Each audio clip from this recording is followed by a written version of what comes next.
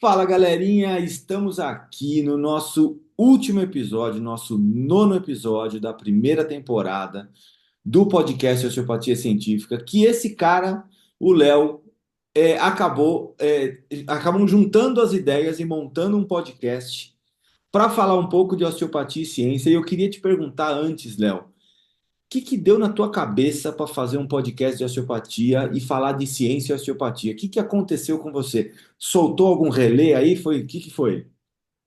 Fala galera, prazer estar aqui no encerramento da nossa primeira temporada. Cara, o que deu? O que deu foi o que tá dando há 24 anos na cabeça, né? Essa luta constante para valorizar a nossa profissão, né, cara? Esse fato da gente se dedicar a uma área de terapia manual que tem muita história, mas tem muita controvérsia e muita gente, muito hater dizendo que não tem comprovação, que não tem ciência, e não por acaso a gente está aqui trabalhando, a gente está estudando e encontrando resultado, e veio essa necessidade, depois de mais de 2 décadas de trabalho, de juntar isso e externar, né, e levar para as pessoas como é que a ciência faz parte da nossa vida profissional dentro do consultório, dentro da clínica, como é que a gente usa isso dentro da prática de maneira simples, porque as pessoas acham que ciência é uma coisa complicada, mas ciência não é complicado. Ciência dá trabalho porque a gente precisa estudar, precisa ler. Mas quando você se acostuma a estudar, fica fácil você aplicar aquilo na sua prática diária, entende? Veio dessa necessidade. Agora eu quero saber de você. O que deu na tua cabeça de montar esse podcast e ter esse trabalhão? Vou juntar mais uma coisa nesse dia super apertado que a gente tem de 800 compromissos. O que deu na tua cabeça para montar isso? Cara, eu vou falar um negócio. Teve um cara chamado Leonardo que entrou em contato comigo. Aí ele começou a falar: Olha, vamos fazer não sei o quê, vamos fazer não sei o que lá. E aí a gente começou a conversar e eu percebi que é mal de Leonardo ser meio obcecado, ser meio compulsivo, ser meio idealizador, entendeu? Aí eu peguei e falei assim, puta, eu acho que aí tem uma sintonia legal. E aí a gente começou a conversar e falou assim, porra, a gente precisa levar essa mensagem da ciência e da osteopatia para mais pessoas. E aí a gente começou a perceber nessas nossas conversas que a gente tinha uma porrada de amigo em comum. Então, o pessoal da UNB, o pessoal de não sei onde, o pessoal de, mas eu conheço também, eu conheço não sei quem, chama esse, chama aquele. E a gente montou uma lista de convidado absurda. E aí a gente foi dando os tiros para ver o que acontecia. Então, o negócio é um pouco do que você falou de, pô, a gente trabalha com isso há 20 anos, a gente tem resultado, a gente se preocupa, a gente está todos os dias com o nosso paciente na nossa frente, preocupado em entregar para ele o que é real, né? Entregar para ele o que é tangível, entregar para ele uma coisa que, ó, a gente não vai mudar a posição da sua vértebra, a gente não vai mudar a posição do seu ilíaco, eu não vou tratar 150 torções de sacro, a gente vai fazer um tratamento de terapia manual baseado em ciência, dentro de um raciocínio filosófico osteopático.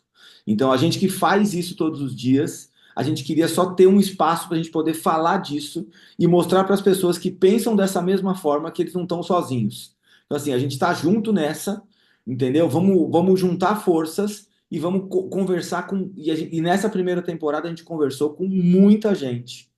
Muito legal. E assim, tivemos muitas expectativas. Eu falo que assim, cada episódio dessa primeira temporada foi uma expectativa que estourou. Porque assim, a gente começou a conversar, a gente esperava uma coisa, e acho que todos os episódios dessa primeira temporada entregaram mais do que a gente esperava. Você teve essa sensação também? Cara, eu tive. Eu queria até voltar num ponto para a gente só contextualizar um pouco, o pessoal entender uma coisa assim, gente. Eu moro em Brasília. O Léo mora em São Paulo. A gente nunca se viu na vida, nunca tinha se visto na vida. Só de Instagram, porque o Léo tem 822 mil seguidores, é o currículo dele, né? Exato, é o Lattes. É o Lattes dele. Mas era aquela coisa, pô, via as postagens daquele cara, o cara é tosco nas postagens, é o nosso Mickens do Brasil. Ele, cara, as postagens toscas, eu falei, cara, esse cara posta as coisas que eu penso e a gente tem que trocar ideia. A gente tem que trocar ideia, não é possível. E aí foi aquela história, começa a mandar mensagem, começa a trocar ideia, porque o que as pessoas entendem é a coincidência que a gente tem. Por quê? Ah, mas ô Léo, a gente também estava fazendo um trabalho junto de diafragma, não era? Tinha uma questão de É, a diafragma. gente estava fazendo uma orientação de um trabalho junto também, não sei o quê. Então, assim, foi várias coincidências que foi levando a gente para o mesmo lugar, né? O mais engraçado é que, assim, se você pegar, os dois se chamam Leonardo, os dois se formaram em fisioterapia no mesmo ano, os dois fizeram osteopatia, apesar de fazer em escolas diferentes, né? E os dois têm essa coisa com a osteopatia e com a ciência. A gente não faz aquela osteopatia by the book, lacraste, elite caviar, entendeu? A nossa osteopatia é a osteopatia seguinte, ó, cara, isso aqui funciona, isso aqui não funciona, que se foda isso aqui. Não vem falar para mim que tu vai botar a mão aqui na barriga, vai tirar a circular de cordão com a técnica da osteopatia, que não vai, velho. Para. Não E vai aí, me falar que você vai mexer o temporal, hein? Pelo... é, e aí deu certo. Agora, juntamos as ideias, vamos fazer esse podcast? Cara, vamos montar uma lista dos caras fudidos, bora. E o medo de levar não desses caras, os caras bizarros que a gente Verdade. chamou, né? Cara, assim, a gente foi numa expectativa e a gente teve outra. Todos os episódios foram surpresas maravilhosas, porque a Ó, gente achava que as pessoas eram uma coisa, eram outras. uma coisa que foi engraçada foi assim. Vamos já começar a falar então. O nosso primeiro convidado dessa primeira temporada foi o David Putter. E aí o cara tem um puta de um currículo. E aí foi aquele negócio. O Léo falou assim: Não, mas eu já consegui conversar com ele uma vez pelo Twitter, não foi? Foi, a gente trocava ideia no Twitter. Isso. Aí ele falou: Vou convidar. Aí a gente já tinha o não, convida. Ah, Então a gente já começou o podcast com o David Putter. Que era assim, tipo, caralho, ele aceitou. E a gente ficou até assim: Não, ele aceitou, agora vamos ter que fazer. Né? Tipo, aceitou, agora vai, vamos ter que então, assim, gravar. o cara não foi nada mais do que o número dois do Mackenzie no mundo. Exato, Só. exato, Assim, já começou com qualquer um. Já exato. começou com um cara assim, né? Já jogou lá em cima o nível do negócio. E um A cara gente começa. super. O que é interessante é assim, a gente começou falando com ele e a gente, primeiro de tudo, percebeu assim, é um cara que tem uma experiência clínica absurda de anos e anos de prática clínica. E aí ele começou a falar para a gente de uma forma simples, né? Como ele desenvolvia o raciocínio clínico dele, baseado numa conversa, baseado em empatia, e não ficar naquele tecnicismo de fazer 145 milhões de testes provocativos, não sei o quê. Não, eu converso com o meu paciente, eu entendo quais são as crenças desse paciente, eu entendo qual que é a história que ele chegou até ali para sentir aquilo. E aí você percebe que assim, um cara com um puta currículo desse, ele valoriza muito mais o diálogo com o paciente, né? A relação terapeuta-paciente na hora de estabelecer os objetivos do tratamento, e a gente achando que o cara ia ter um vocabulário tecnicista fudido. E foi exatamente ao contrário. O A cara foi gente muito mais assim, acolhedor. se preparando pro podcast, assim, super ciência. Caraca, vou ter que buscar aquelas palavras difíceis da ciência, tudo que eu já esqueci. E um cara assim, cara, meia hora de conversa com ele, você evolui uns 100 pontos no seu QI, cara. Porque o cara é muito, muito bom. E o mais curioso, é um completo desconhecido no Brasil. Sim, Ninguém sabe quem ele é. E o cara dá aula na Nova Zelândia, na Inglaterra, na França, nos Estados Unidos. O cara super respeitado, com mais de 40 anos de profissão. É assim, foi uma surpresa fabulosa a maneira como ele entregou aquele episódio. e uma coisa interessante é falar sempre assim: em todos os episódios a gente teve a mesma sensação. E esse primeiro já começou com isso, que é assim, meu, como a gente conseguiu aprender naquele bate-papo. Então, assim, quem está assistindo esse episódio agora que a gente está comentando a primeira temporada, faz um favor, volta lá no primeiro episódio do David Putter e assiste de novo, devagar, devagar, anotando ponto a ponto, porque assim, vale muito a pena. E ele, inclusive, e assim, todas as pessoas que a gente trouxe para o podcast, a gente está seguindo no Instagram da Osteopatia Científica. Então, se vocês quiserem perguntar alguma coisa especificamente para a pessoa, entra no Instagram que a pessoa está lá. O Instagram do David Poulter, você não vai achar David Poulter, você vai achar Red Looping. Que, É, e ele faz umas publicações sensacionais. As publicações dele são muito boas, porque tem efeito sonoro, tem não sei o quê. Assim, é muito interessante a forma que ele faz a abordagem. E assim, é um senhorzinho bonachão, gente boa, entendeu? Que assim, sentou com ele, você vai aprender pra caramba. Então aproveita isso. tá David Putter, sim, aqui, ó. Mais pra cá. Não dá pra É, ver, não pega. dá pra luz, é. Ah, Mas tá, tem. Se colocar David Putter vai aparecer, verdade. David Putter vai aparecer. Vamos ver Sim. aqui. Não vai dar, não vai dar. Não dá, é por causa da luz do celular que confronta com a luz da câmera. É. Vamos ver. Ó, acho que agora vai, peraí. Aí, ó. Ó. Aí, David David Putter. Aí foi. foi. David Putter. Isso. O cara é excepcional. Agora, vou contar pra galera o seguinte: o que que a gente vai fazer aqui nesse episódio? A gente vai fazer a versão do diretor. Nós Exato. vamos falar de todos os episódios, vamos comentar o que que rolou, ou seja, a gente vai dar o spoiler pós-episódio para vocês. O que que rolou no episódio? Se você não prestou atenção, se você assistiu e não ouviu, volta lá e ouve de novo. Se você não ouviu, corre lá e vai ouvir para não perder o que, esses convidados todos falaram nesses episódios. Vamos nessa? Bora. Então vamos lá. Primeiro episódio, David Putter. Ó, a gente falou dessa parte que ele falou do raciocínio clínico, da empatia, dessa importância. E ele também falou muito, como ele é um cara muito pioneiro nisso, ele falou muito da parte da filosofia da terapia manual, né? Então ele falou muito que é aquilo que a gente prega muito e a gente sabe que isso é o nosso dia a dia, que é terapia manual não é você sair estalando do pescoço até o tornozelo, o paciente inteiro, não sei o quê, não sei o quê, não sei o quê.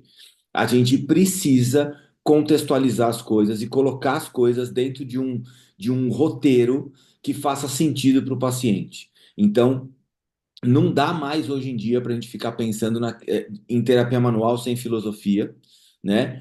E ficar aqueles instalador de coluna de Instagram, né? Que acha que resolve tudo instalando e não sei o que, não sei o que, não sei o que. Então, ele falou muito dessa. Tanto que o paper que ele trouxe era dessa questão da interação, né?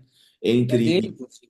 É um paper dele. que ele fez a nota do editor, né? Desse paper aí Exato. também que ele mandou. Então, assim, essa primeira parte foi a primeira parte do raciocínio clínico da empatia já chamou atenção para a gente como ele simplificou essa primeira, o diagnóstico, né?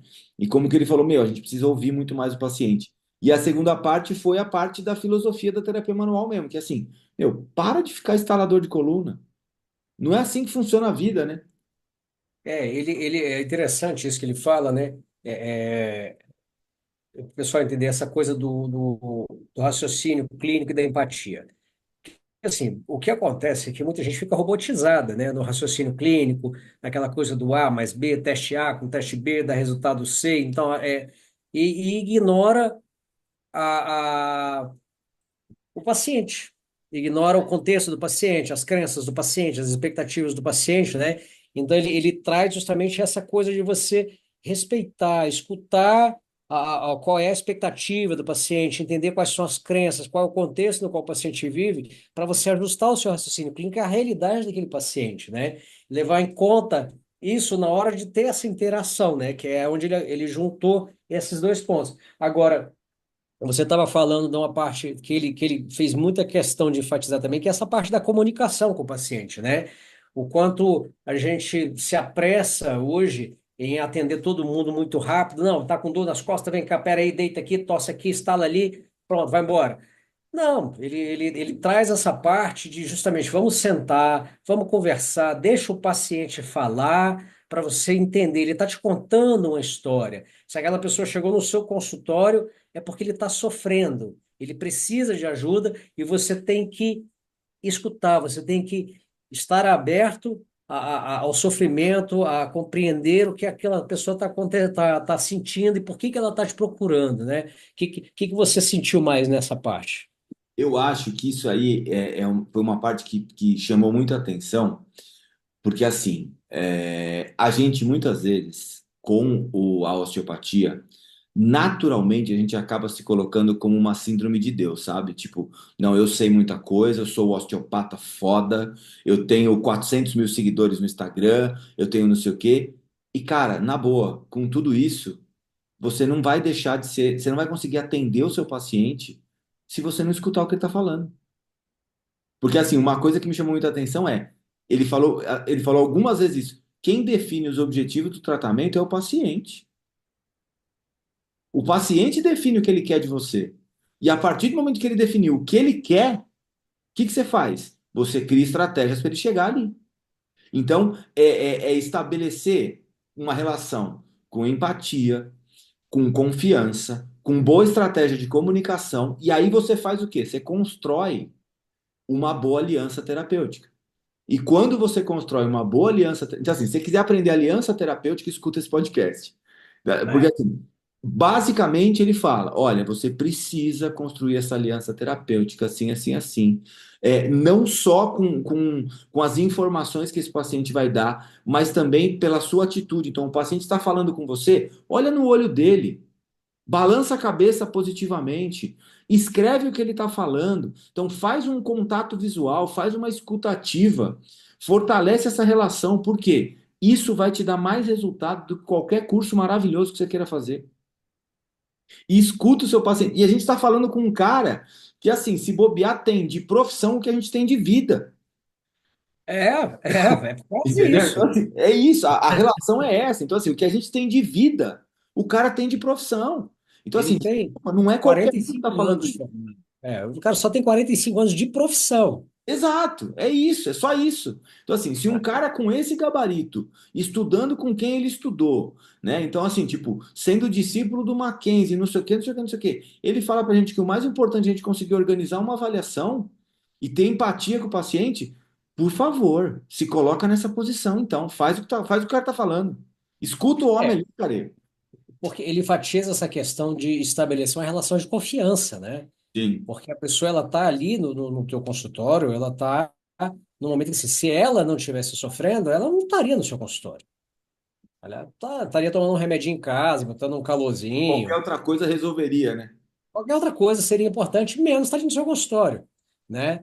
Então, o David, ele abriu muito bem a nossa temporada, porque ele veio justamente de conta do que a gente fala. Entende? Não adianta você falar assim, eu domino a técnica pica das galáxias. Se você não ouve teu paciente. Serve pra ele? A pergunta, depois tem outra pergunta, né? É, sério. O Dá para pessoal, manipular tudo. Assim, a pergunta que eu sempre faço para osteopata de verdade, né? É assim, às vezes você percebe que aquele paciente você não vai precisar manipular. Se você mobilizar, vai resolver.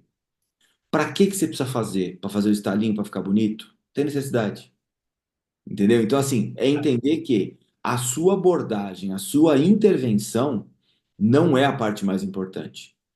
O mais importante é saber como, quando, por quê, onde mexer, como mexer, por que mexer. Vai fazer muito mais diferença quando não mexer. quando tirar a mão. Exato. Quando tirar a mão também é tão importante quanto. Então, assim, se a gente não conseguir colocar isso na cabeça, e assim, eu acho que esse primeiro episódio serviu para a gente tirar a síndrome de Deus dos osteopatas. Então, assim, para. Para, porque É. você não é Deus, você não está nem perto disso. Não é tudo que se resolve com terapia manual. Então, o David ainda até falou isso, deu alguns exemplos de pacientes que ele tratou com estratégia de exercício, de não sei o quê, que ele nem pôs a mão, entendeu? Então, assim, é entender o seguinte: você tem uma puta ferramenta na mão. Mas se você não souber utilizar essa ferramenta no momento certo, você vai estar martelando o parafuso, né? Que aí não adianta nada.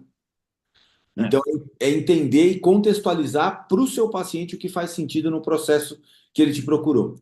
E a gente entende, assim, né, para a pessoa que está aprendendo ali, tá estudando osteopatia ou qualquer outra técnica de terapia manual, a gente entende que você está ali aprendendo a técnica, você está louco para usar aquela técnica. Porque, cara, a gente teve esse frenesi, a gente teve esse tesão também. A gente está ali no curso de lombar, sai do curso de lombar, no dia seguinte já está ali metendo um thrust na lombar do paciente. Claro. Tem dó, a gente não quer nem saber se tinha indicação, não. A gente queria era manipular para ver se estava sabendo manipular. Entende?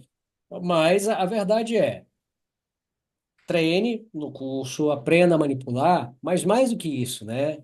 Aprenda a ouvir para saber quando aquela manipulação deve ser aplicada, porque o resultado vai ser muito, mas muito maior do que se você sair manipulando todo mundo. Às vezes, um aconselhamento de um exercício vai resolver a vida do teu paciente muito mais do que a manipulação. E ele vai Exato, ficar muito mais grato e vai voltar o resto da vida no teu consultório, vai mandar pai, mãe, tio, cachorro, gato, papagaio, vai falar que você é milagreiro e você vai falar assim, mas eu não fiz nada demais. Você fez muita coisa, você escutou. Você exato, escutou e você usou bom senso, você usou ciência para tratar. E usar ciência não é, nossa, saiu um paper aqui dizendo que a técnica X é boa para tudo. Não, meu querido. O paper diz o seguinte: essa técnica ela tem resultado. Aí você tem que pegar a sua experiência clínica. Eu sei executar essa técnica. Eu tenho condição de usar essa técnica com a minha experiência. E aí depois você tem que parar e pensar, o meu paciente precisa dessa técnica. Ele tem condição de receber essa técnica. sim. Aí você está começando a fazer E vai se ciência. beneficiar dos efeitos que essa técnica vai provocar. Aí É, você conseguiu contextualizar. Porque, assim, aí. tem uma diferença muito grande, e a gente deixa bem claro isso em todos os episódios, é usar a ciência não é vomitar paper. E nem é sair fazendo tudo que o paper está dizendo que dá Exato, resultado. não é isso, não é isso. Usar a ciência é ter um raciocínio clínico baseado em evidência, é outra parada. Já que a gente entrou nesse ponto, vamos falar do Renan, que o Renan Olha, traz justamente isso. o O, Renan foi o 2, foi o o segundo. Renan foi o segundo episódio. Primeiro episódio, David Putter. Se você gostou do que a gente falou, volta lá e assiste. Segundo episódio, Renan Pivetta. Vamos Renan lá. Pivetta, o mestre da plagiocefalia. Exato. O Renan começa falando justamente do exercício profissional com responsabilidade com o paciente. É justamente você pegar, usar o conhecimento respeitando a individualidade do paciente, Sim. né? Ele traz isso. Ele traz essa coisa. Ele Vamos trabalha, atrás das ele trabalha evidências. na parte de osteopatia pediátrica e assim, uma das coisas interessantes que eu lembro do episódio dele também foi que ele falou como ele estabeleceu um network na Network. região dele. Então assim, é muito legal assim assistir o episódio dele e entender como ele mostrou na região que ele trabalha, que se eu não me engano, na região de Indaiatuba, de Salto ali no interior de São Paulo. É. Como ele fez um network com pediatra, com fono, com todos os profissionais relacionados aos bebês que ele queria atender, que ele mostrou como é que a osteopatia podia funcionar para aquele tipo de paciente. E quando tinha indicação. Então ele pegou as evidências, mostrou em gráficos, montou uma aulinha, apresentou para a galera e essa galera já começou a mandar os pacientes para ele. Então, você que tem o seu consultório de osteopatia, está com dificuldade de saber como é que você faz para começar, assiste o episódio do Renan, que ele vai te mostrar um passo a passo como construir essa estrutura para a galera te indicar. E diga uma coisa, o Renan, se o Renan estiver assistindo a gente aqui, ele também pode ir lá e falar isso. Pode ter certeza que ele conquistou esses profissionais, os pediatras, não foi parando lá na frente e falando, eu sou o osteopata foda que tem a técnica XYZ. Ele Sim, conquistou esses profissionais mostrando como ele é um profissional responsável com o exato. que ele vai fazer, porque ele tem um público que é um público mais delicado, é um público que exige mais atenção, porque é um paciente mais frágil. Então, ele ganhou esse network, ele ganhou respeito pela responsabilidade dele com o uso da técnica. Ele certamente foi questionado sobre as contraindicações do que ele faz, porque é isso que as pessoas têm que ter na cabeça quando você faz terapia manual, não é sobre o que você pode fazer, é sobre o que você não deve fazer para não causar dano ao seu paciente. E com Sim, certeza, Renan, se você estiver ouvindo aí, responde aí para a gente por escrito aí embaixo. Se não é isso que fez a diferença para você ganhar o exato. respeito que você tem. Que é inclusive o que ele falou, que ele falou da importância da osteopatia, especialmente no Brasil, se alinhar muito com a prática baseada em evidência. Porque a gente percebe que, assim, existe um movimento hoje dentro da osteopatia de uma galera que está interessada em ciência e osteopatia. Mas, ao mesmo tempo, a gente tem um movimento da galera que fala assim: não, isso aí, a osteopatia não consegue avaliar o que eu faço no meu consultório. Na minha prática funciona. E essa galera não consegue entender que, assim, desculpa, vocês estão remando contra. Porque hoje em dia, na área da saúde, um profissional que não sabe entrar no PubMed e entender o que está acontecendo ali, porque assim, se você entrar no PubMed hoje e colocar lá, tratamento de plagiocefalia, você vai achar quantos estudos? Sei lá, faz a experiência aí que você está assistindo esse vídeo, Monte. vai achar uma caralhada de estudo. Agora sim, ô Léo, quando você faz isso, você lê todos? Não. Não, Você começa a estabelecer alguns filtros, ó, peraí, eu quero de eu quero, 2015 para cá, quero não sei o quê, quero não sei o quê, quero eu o que quero o tenha que na plagiocefalia? isso, tratamento manual, não quero cirurgia, não quero não sei o quê. E aí você já vai ver e fala, puta, não, sobrou 300. Você vai ler todos? Ainda não, você vai ver o abstract. Ah, desse aqui. E aí, no final das contas, você faz uma busca dessa, sabendo utilizar as ferramentas, o que que você faz? Você consegue aliar o conhecimento da osteopatia, que você já tem, com a evidência científica, e aí você faz o seguinte: você vai conversar com outro profissional de saúde e fala assim: então, sabe o que acontece? Você é médico pediatra, quando você atender um paciente com essa condição assim, assim, assim, eu posso te ajudar dessa forma aqui. A Porque gente pode trabalhar junto para melhorar esse paciente mais esse rápido. tudo me embasa para isso, esse para isso, esse para isso. E você leva o conhecimento técnico-científico da sua área para uma outra área. Isso é trabalhar com uma puta responsabilidade. Então, assim, o Renan mostrou exatamente como faz isso e como a gente pode alinhar isso com tranquilidade. Nenhum profissional é uma ilha. Os Exato. profissionais precisam de uma rede de atendimento. Você precisa de uma colaboração com outros profissionais, porque cada profissional tem o seu papel no tratamento do paciente. Quanto mais os profissionais colaboram entre si, mais a gente ganha como área da saúde. As pessoas têm que parar de se comportar como donos do paciente, como ilhas. Ah, eu resolvo tudo sozinho. Eu vou diagnosticar, eu vou tratar, eu vou prescrever exercício, nutrição. Para, não é É isso. assim. Não é E assim. uma outra coisa interessante que o Renan falou também, que a gente até deu uma brincada, foi aquela questão assim, um monte de condição no bebê, por exemplo, como cólica, né? A famosa cólica do lactente. Porra, a cólica do lactente, ela resolve com 4, 6 meses no máximo.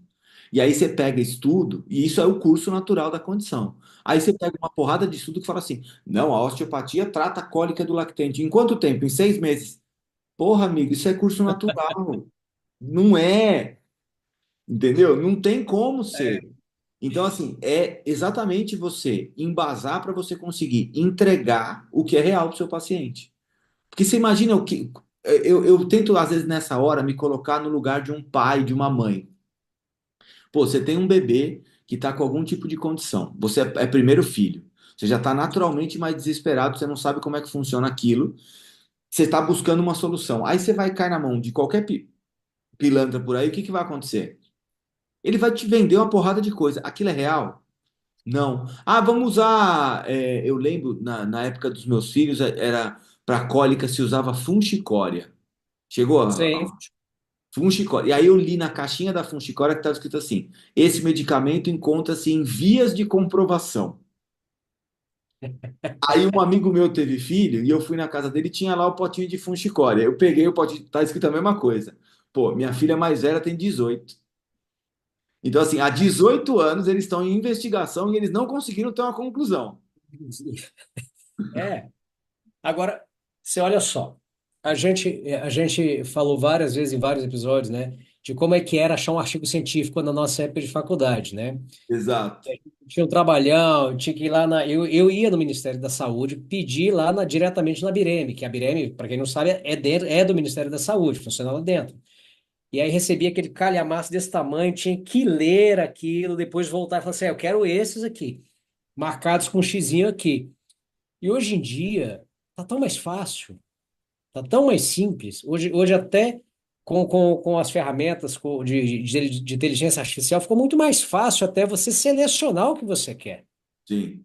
Porque hoje, se você encontrar, tem ferramentas hoje, a gente vai ensinar isso depois do nosso curso PBE, que é assim, Exato. você entra ali, você não vai nem precisar usar os mesh terms, você vai escrever um texto do que você está procurando. Eu queria procurar trabalho sobre X, Y, Z na condição tal, tal e tal, num tempo tal, curto prazo, médio prazo, longo prazo. A inteligência vai procurar para você, você só vai ter o trabalho de ler já o abstract, está ali. Se você ainda tiver com preguiça, Ainda Ainda é. dá para a inteligência fazer isso para você. Ela não Exato. ensina a mexer nisso. A gente está descolado nisso, né? Vai Mas chegar. vai chegar. O Renan, ele realmente trouxe essa coisa, né, da gente fugir dessa imprecisão teórica, dessa lacração de palavras difíceis na profissão, para É uma coisa aquela mais pé no história. chão. Sabe qual que eu gosto que o osteopata fala? Quando ele não sabe o que é, ele fala assim: isso aí provavelmente deve ser o psoas, É. ou deve ser fáscia, ou uma alteração do ritmo crânio-sacral. Esse problema na TM certamente é o ligamento talofibular que está rompido. E aí Isso. sua fíbula tá mexendo e está atrapalhando a sua TM. E aí você faz um discurso disso com um ar de autoridade. O que que acontece? Você vende isso para o paciente depois chega para a gente e fala assim: não, ele falou que a minha disfunção na TM era por causa do meu tornozelo. Aí você fala: não dá para Quando, ser. Aí, quando não, quando não vai no fatalista, né? Não, olha só, se eu não resolver em até 3 sessões, é porque não tem jeito. exato, é isso. E isso Você não está condenado. é uma crítica que a gente tem que fazer de É. verdade aos nossos colegas osteopatas. Então, assim, desculpa. Agora a gente tem que pegar pesado, porque assim, a gente precisa parar com esse terrorismo clínico. Isso é de uma irresponsabilidade Exato, profissional exato. sem tamanho. E Sem a gente tamanho. criticou isso pra caramba nesse episódio do Renan. Então, ó, seguinte, esse foi um spoiler do que aconteceu lá, da visão do diretor, como o Léo falou. Então, faz um É. favor, assiste lá. Assim, a gente pega os pacientes que vêm com essas coisas carregadas, desses profissionais que têm essa dificuldade de fazer um trabalho mais pé no chão, isso dá uma dor de cabeça, né? Falando Falando em dor de nisso, né? cabeça, É dor de que que cabeça na certa. é. E E o falando nosso em dor terceiro de episódio? cabeça, cara, o nosso terceiro episódio foi muito bom. Também, né? Foi mais uma surpresa, né? Porque a gente trouxe um cara de fora da área, porque o Samuel não é osteopata, por incrível que pareça. É, Ele não é osteopata. Então, o Samuel Ludovic foi o nosso terceiro episódio. E ele falou sobre dor de cabeça, que é uma área de estudo dele muito interessante. E assim, ele desmistificou uma porrada de coisa, né? Então ele fala da relação que aqueles pacientes têm dor cervical que irradia para a cabeça ou dor de cabeça que irradia para a cervical, que são coisas diferentes. Então, é, ele conceituou muita coisa de diagnóstico, desmistificou muita coisa de alimentação, da famosa alimentação inflamatória não sei o que, não sei o que, não sei o que. Então, assim, foi um episódio que foi uma chuva de conhecimento. O artigo que ele trouxe também era muito bom.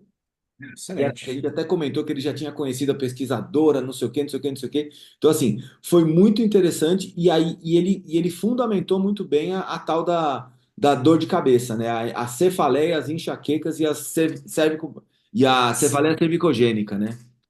Cogênica. É interessante, né, como ele trouxe essa coisa da enxaqueca ser poligênica, né? Que você tem vários fatores ambientais que influenciam a, a apresentação da enxaqueca, né? Desmistificando aquela história, é o fígado, é aquela banana que você comeu que está te dando dor de cabeça, essa dor de cabeça é do intestino, cuidado, Desse né? jeito aí, né? É, Esse jeito aí é intestino. Se for um pouquinho mais para cá, é fígado. é. Se doer até o cantinho do olho assim, É. é vesícula, pode ter certeza, é a vesícula que está estourada. Quem nunca ouviu uma coisa dessa dentro de sala de aula, né? Então em todos os episódios a gente deu uma zoada com isso, porque a gente tem propriedade para falar isso, porque a gente estava em sala de aula até outro dia, A né? gente ouviu A isso. gente ouviu isso e eu falava assim, quando eu ouvi, eu falava, mano, não pode ser tão simplista assim, cara. O corpo humano é Não, muito mais complexo que isso, cara. Então, para a gente é, é difícil, né? é igual a história da dor no ombro direito. Não, a dor no ombro direito é o fígado. É o Exato. fígado. E acabou. E acabou. O cara levantou 850 quilos no supino e ficou dor no ombro, não é o fígado. É seu É fígado que não estava certeza. bom na hora do supino. Exato, exato, é isso. São crenças que acabam criando, e aí tem aquele negócio que a gente também sempre dá uma zoada, que é assim, né? A osteopatia antigamente era ensinada numa forma de mestre-discípulo. É. E aí a gente não podia contestar muito o que vinha de cima para baixo. E hoje que a É, gente está conseguindo ter um diálogo maior, né? Ter um espaço mais aberto. Mas tinha antigamente aquela não coisa, dava para questionar muito. o ensino era aquela coisa, os caras, era uma doutrinação, na verdade, Sim. né? Havia os caras querendo doutrinar, você tinha que ser como eu disse, um true believer, né? Porque você tinha que acreditar piamente naquele ensino, né? E fazer aquela prática da maneira que ela foi ensinada, no contexto que foi ensinado, e você não podia questionar, porque quem te passou tinha décadas de sabedoria e aquilo era uma verdade universal, Estava em né? outro patamar, né? O Era de cara era outra prateleira. era o mestre dos magos. Exato. E uma outra coisa interessante do episódio do Samuel, ele, além de desmistificar esse negócio dos alimentos, ele afirmou que alguns alimentos realmente são desencadeantes. Então, eu não vou falar quais são, tá? Para a galera poder assistir o episódio, mas assim, Assiste alguns lá. alimentos têm uma relação direta com o desencadeamento de crise de dor de cabeça, tá? Então ele conseguiu, alguns a relação está comprovada, por exemplo, como tem fatores alimentares, de Dá um hidratação. spoilerzinho só um spoilerzinho, só Bom, um exemplo. Daí, um só, só um. Tipo, o queijo envelhecido. o queijinho, o Queijinho envelhecido. café, Um café. entendeu? Quem Esses quiser saber daí, mais, vai assistir lá. exato. Assiste que vocês vão entender. É, E uma mas o legal é ah, quem não conhece o Samuel, corre lá no Instagram e segue lá Samuel Lodovic, ele e o Alfredo, que é a cabecinha dele, com quem ele conversa. exato. É Alfredo, né? É Alfredo. Eu acho que é. Acho que é Alfredo. E, e vai lá ver a experiência que o Samuel tem no trabalho com enxaqueca. E é interessante que o caminho dele de se inserir dentro da área da enxaqueca, assim como o Renan foi para a área da plagiocefaleia, é justamente fazer essa conexão com a rede de profissionais, mostrando a seriedade com que ele enxerga a área, enxerga o problema, porque cefaleia, enxaqueca, são problemas muito comuns, atingem uma quantidade absurda de pessoas anualmente e precisa de tratamento porque compromete significativamente a qualidade de vida, porque dor de cabeça é uma coisa que ninguém merece, dor de cabeça e dor na cabeça ninguém merece. Então, assim, se você chega ali e olha, como você falou, assim, é um cara que não é osteopata, né? A gente trouxe algumas pessoas não osteopatas aqui para o nosso podcast, mas o que que fica? Ele mostra qual é o caminho do profissional sério. Como é que uma abordagem da fisioterapia, com terapia manual, com recursos eletrofototérmicos, conseguem dar resultados expressivos nos pacientes enxaquecosos, nos pacientes com cefaleia cervicogênica, né?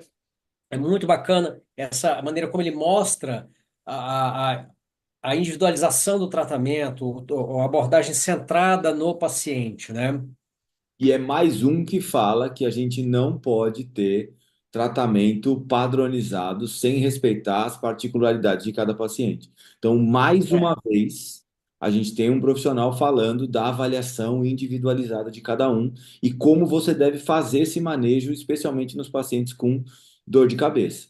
Então, assim, é. gostou disso tudo? Segue o Samuel Ludovic no Instagram, tá? Você vai aprender Ludovic muita é coisa ali. Ludovich. Isso, é. E outra coisa, o episódio dele é o terceiro episódio do nosso podcast, É só ir lá certo? nos destaques, a gente tem lá nos destaques todos os episódios postados lá no Instagram. Os cinco, Certo? né? Porque não cabe mais de cinco no Instagram, sabia? A gente vai abrir a É. sequência. Os últimos cinco estão lá. Eu acho que a partir do Samuel tá lá. Os outros não estão. O Eu primeiro e acho o que segundo já não eu tem tenho mais. postado no meu aqui, nos destaques lá, eu abri, consegui abrir mais. Ah, pode. É, no destaque tem. No destaque tem. É, isso, nos destaques Mas está na lá. bio não aparece. Porque o Instagram só É. deixa cinco links. Ah, não, sim, sim. Se você entrar lá no osteopata.leodiniz, se você vai lá nos destaques, embaixo tem podcast T1, que é a temporada um, que já tem todos os links da primeira temporada já Ah, postados. boa. Então, se tiver na dúvida, volta lá. Passa Aí lá e pega lá, né? chegamos no nosso quarto episódio. E aí a gente pegou, chamou um cara, o Júlio Zago, que é um cara que está fazendo. Na época ele não estava ainda, mas agora ele está fazendo o pós-doc dele na Universidade de Brasília. Então é um cara pesquisador, pesquisador, pesquisador. É isso que pode falar dele. E aí a gente começou fazendo uma brincadeira com ele que a gente falou dos fantasmas, né? Então foi uma brincadeira que a gente fez, tipo, e aí, você acredita em fantasma, não acredita, para testar o quanto que é cético, o quanto não é. Então, o que acontece é assim, a gente brincou um pouco com isso, falou que a gente pode, tem algumas ilusões visuais que a gente pode perceber, algumas pareidolias que também podem acontecer, né? E o cérebro humano tem a capacidade de criar essas coisas de verdade, não questionando crenças de ninguém, mas falando que assim, o nosso cérebro pode criar muita coisa, né? Então a gente deu essa zoada com um pesquisador nato para ver para onde que ele ia, e ele conseguiu sair muito bem pela neurociência nesse meio do caminho. E o Júlio mandou muito bem também na pesquisa, falando da pesquisa dele, né? É interessante, o Júlio trouxe aquela coisa de como a pesquisa científica evoluiu, né? E ele fez uso dessa evolução da pesquisa para poder construir o trabalho dele de doutorado, né? Como isso ajudou na filtragem da informação, porque a gente hoje tem uma facilidade, um volume de publicação e de acesso à informação que é incomensurável. A gente E fez aquela brincadeira com ele também do que você falou da Bireme, né?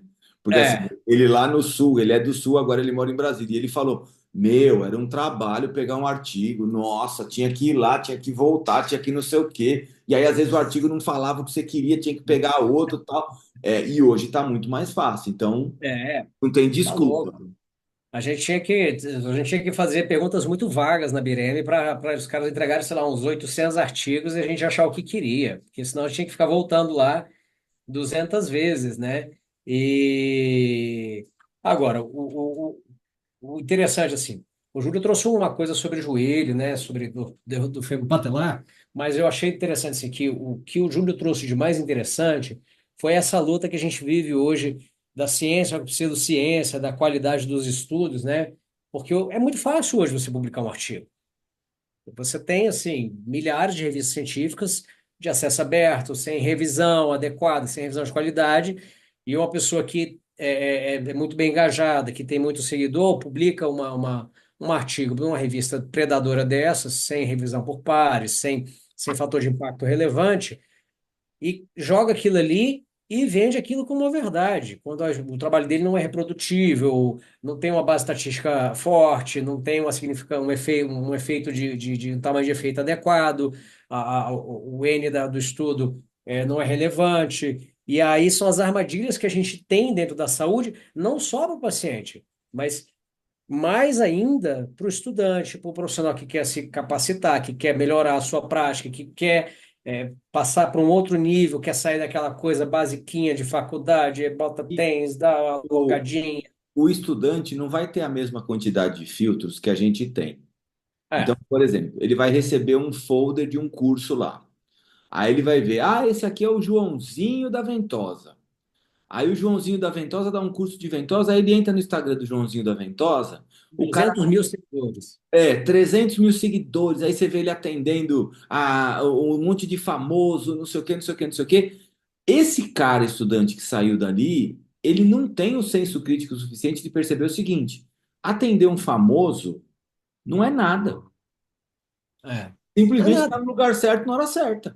Quantos famosos você já atendeu? Exato. Mas assim, é só você estar no lugar certo na hora certa. Cadê a foto sua com o famoso no seu Instagram? Tem? Exato. Exato. Não Tem? Não precisa. tem. Por Eu quê? prefiro tirar a foto botar a foto do Instagram meu com a dona Maricota, que tava sofrendo há 15 anos da dor no joelho. Quem que é a dona Maricota? A dona Maricota é uma senhorinha que tem 50 netos, cuida de 50 netos, sozinha, não é famosa, mas ela sofre. E sofre há muito tempo e eu estou ajudando ela a melhorar o problema dela. E uma coisa importante também falar desse episódio do Júlio é a questão do estudo dele, porque eu faço sempre questão de falar isso quando eu vou dar aula de joelho. Que assim, os guidelines de tratamento de dor no joelho, antes do estudo que o Júlio apresentou no podcast, por isso que vale a pena assistir esse episódio mesmo, É. Os guidelines pararam de recomendar manipulação para tratamento de dor no joelho. Patela femoral. É. E depois do ensaio clínico que o Júlio fez no doutorado dele, voltou a recomendação. Então, assim, é só para vocês entenderem o peso de uma pesquisa bem feita e bem estruturada, o que ela pode fazer. Entendeu? Então, assim, a gente está falando exatamente disso. É uma ciência bem feita, bem estruturada, com metodologia. Então, quando a gente vai lá e analisa o estudo junto com o Júlio, a gente percebe exatamente isso. E aí ele faz essa crítica da pseudociência, que é assim, a gente precisa parar de ficar inventando tratamento mirabolante maravilhoso. A gente É. já tem tratamentos que são muito bons, que funcionam para várias condições. Vamos estimular isso aí. Inclusive, a gente recomenda, pegue o trabalho do Júlio, leia, releia, leia de novo, pega o material suplementar, porque isso é importantíssimo. Muita gente não lê o material suplementar, porque Verdade. lá no material suplementar que tem a descrição detalhada do que ele fez, por que ele fez, como ele fez, e é ali que ele construiu uma base sólida para a pesquisa dele. É ali que está a ciência, porque ele colocou uma coisa que é justificada, é bem explicada e é reprodutível. Sim. Entendeu? Eu posso fazer, o Léo faz, você que criou agora faz. É o primeiro princípio da ciência, replicabilidade. Se não é replicável, meu amigo, esquece. E aí é Só aquela crítica que a gente faz. Quando você for fazer o seu estudo, por favor, descreva o procedimento. Não coloca assim, mobilizei a lombar. Quantas mobilizações lombares você conhece, Léo? Qual você usou? Pelo amor de Deus, Onde você manipulei botou a a lombar. mão? Como é que o paciente estava? Entendeu? Manipulei a lombar. Tá, quantas manipulações lombares tem? Então me fala que você fez, por favor, só para eu entender, porque assim, dentro das manobras não é descrever só a manobra. A gente sabe, tem uma limitação de palavras no artigo, não sei o quê, não sei o quê, não sei o quê. Mas Mas é pega por o isso que existe estudo do material Júlio. suplementar. Exato, pega o estudo do Júlio e faz um material suplementar legal. Então, assim, assiste o episódio do Júlio, pega o título do artigo dele. Se você quiser fazer um ensaio clínico, copia o dele, a metodologia e faz. Você vai acertar. E aí, você falando disso, a gente já tem um gancho. Só voltando, quem quiser seguir o Júlio, Júlio Zago, acho que é doutor Júlio Zago, né? Espera aí que eu vou confirmar. É Júlio underline Zago, eu acho. Júlio Underline Zago, é isso. Júlio underline Zago ponto físio. Isso. Segue o Júlio lá no Instagram, que tem muito boa página dele. Você vai encontrar muita coisa boa lá no perfil dele. Falando dessa questão, né? A gente já abre um gancho para o nosso quinto episódio, porque parece que assim, a gente botou os convidados assim, mas no final um convidado foi puxando o assunto do outro. Foi uma coisa muito interessante, coincidência isso, né? Que aí a gente veio para o quinto episódio com um cara que todo mundo conhece. Se Exato. você não conhece, você vai conhecer. Se É você não impossível passar conhece, nessa você não vida. é fisioterapeuta. Vamos É, falar a real. é, Desculpa. Se, simplesmente. se Não você tem não como passar conhece, pela vida difícil sem conhecer o Dan. e se O você grande Dan um dia. Devassa.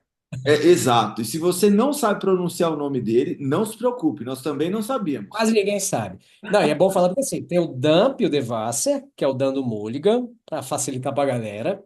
Isso. E tem um outro colega também chamado Dan, que chama é o Dan Letichevsky, uma coisa assim, que também é osteopata e também mora no Rio.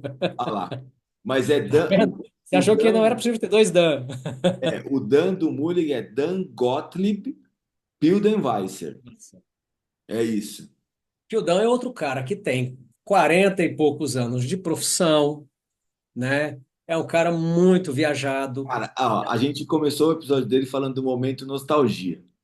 E o É, momento nostalgia com ele já foi um negócio surreal, porque ele falou da primeira turma de osteopatia, que ele era da primeira turma de osteopatia no Brasil. Lembra? uma loucura. Cara, ele Léo, uma já começou a loucura. falar, não, como é que era a formação, como é que a gente pagava, como é que... Então, assim, quer saber um pouquinho da história da osteopatia no Brasil? Assiste que ele vai te explicar. Ele era da primeira turma, tá? É. Exato, é só isso. E é outro episódio surpreendente, porque quem não conhece o Dan não sabe o quanto o Dan é um cara easygoing. Exato, e fora da curva, né? Não, inteligentíssimo, inteligentíssimo, uma coisa fabulosa, né? E o Dan, o legal é que o Dan trouxe justamente se você pegar, né, assim, um profissional, conheceu o Brian, teve lá com o Brian, faz parte do Instituto Mulligan, ele e o Palmeiro, os caras são os responsáveis pelo ensino do Mulligan aqui na América Latina. E se você fizer, quem assistiu o primeiro episódio, assiste o episódio do Dan, você vai ver que são profissionais da mesma geração, que estão no mesmo ponto profissional de coisas muito diferentes, porque o David não é osteopata, né? E o David é um fisioterapeuta formado nos Estados Unidos, da Inglaterra, não me lembro agora, Eu acho que foi na Inglaterra. acho E que é aí na ele foi pra Inglaterra. ou ele foi formado na Inglaterra e foi para a E foi Austrália, embora para os Estados ou na Unidos, foi para a Austrália, Austrália, para os Estados Unidos. é, não É, sei. é uma confusão. Mas assim, o David é um cara, é um fisioterapeuta formado em outro continente, no hemisfério norte, uma outra cabeça, outra mentalidade. O Dan, é um cara formado aqui no Brasil, no Rio, né? E o David foi para o Mackenzie, o Dan foi para o Mulligan, e assim, por que que eu estou fazendo esse parâmetro? Porque são duas pessoas que são muito próximas dos criadores dessas técnicas. E você olha que os dois estão no mesmo ponto profissional e falam a mesma língua. E o Dan trouxe justamente essa questão. A maior preocupação do Dan é justamente essa questão da educação do profissional hoje, né? Que a gente tem que parar, fazer uma reflexão e voltar ao ensino do pensamento crítico, a fazer uma adaptação do ensino a questões mais filosóficas, mais epistemológicas, para a gente parar com esse tecnicismo que virou a profissão. Que é uma Sim, maluquice. Todo mundo só quer aprender técnica. exato. É aquele negócio de. E aí a gente tem até. Vou até pedir para a galera que está assistindo aqui esse episódio comentar aqui embaixo um negócio. Vocês acham que a gente deveria fazer um episódio com David Poulter e Dan Fidenheiser? Então, respondam aqui embaixo se vocês acham que a gente deveria fazer esse episódio, porque a gente está muito tentado a colocar esses dois caras para conversar e a gente ficar só de zelador, né? Só de Louro José. Tá só devia ficar igual aqueles caras vendo os polidense lá, taradão, assim, ah. Isso, só esperando, né? Deixa só ouvir. Eu não vou fazer nada, só conversa vocês dois. Não, o assunto é esse, quebra o pau. Porque o engraçado foi assim, a gente fez o episódio com o David, depois a gente fez o episódio com o Dan, e a nossa sensação foi essa, né? Tipo, meu, e se a gente juntar esses dois caras para conversar? Então a gente Ó, tem um projeto que nas próximas temporadas talvez a gente faça alguns episódios com juntando dois caras, dois cara, é tanto conhecimento acumulado nesses dois que a gente podia fazer um congresso, um congresso só o Dan e o David. Cara, o convidados. primeiro congresso, Dan e David. Pronto, D&D. E Cara, os caras são uma, assim. uma outra coisa interessante que o Dan também falou é que assim, a gente já comentou isso e comentou isso em outros episódios também, É. mas é a importância de saber interpretar a informação que a ciência está te dando.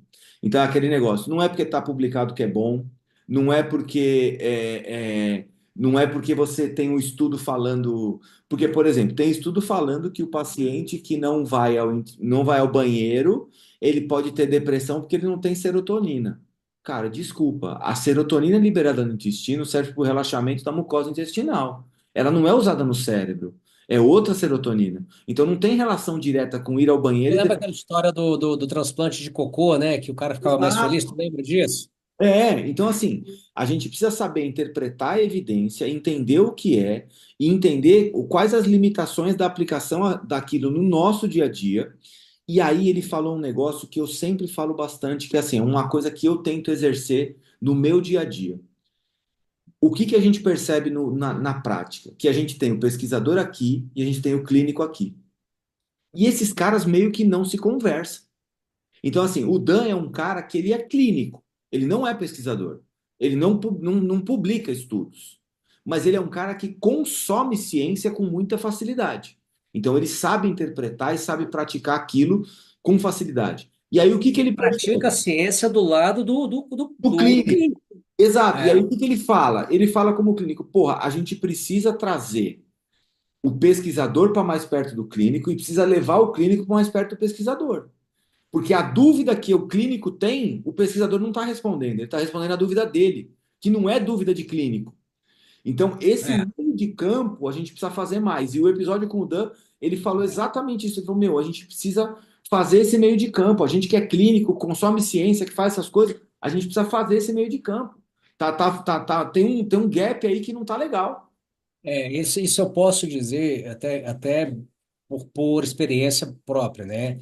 Que a minha vida profissional ela é 80%, 90%, vou botar na verdade, clínica, é dentro do consultório, né? Eu produzi muito pouco trabalho, muito pouca pesquisa, porque eu nunca fui ligado, por muito tempo a instituições de ensino, apesar de ter dado aula em graduação, pós-graduação, ter orientado alguns trabalhos, mas a minha atuação ela é 90% clínica.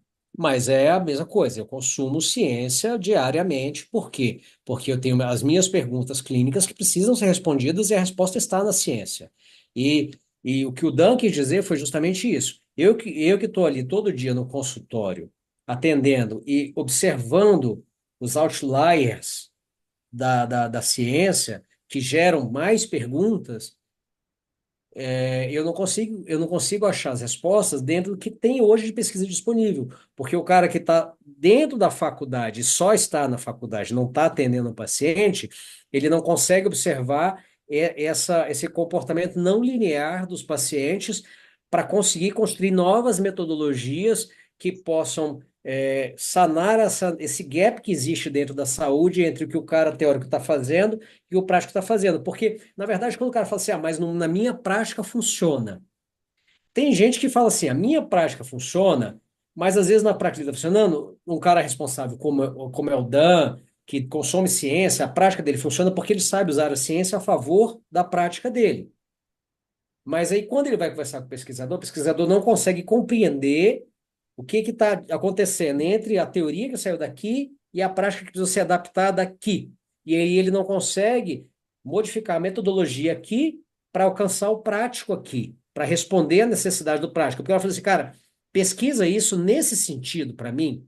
Sim. Você que está dentro da faculdade, que tem um recurso, que tem a disponibilidade de tempo para escrever, para pesquisar, para coletar dados, eu posso te ajudar, eu posso te dizer que dado eu estou vendo que está diferente da pesquisa que você fez, vamos conversar para construir uma pesquisa clínica, uma pesquisa científica que tenha muito mais base clínica. Relevância clínica, né? É um problema É, real. Senão não funciona.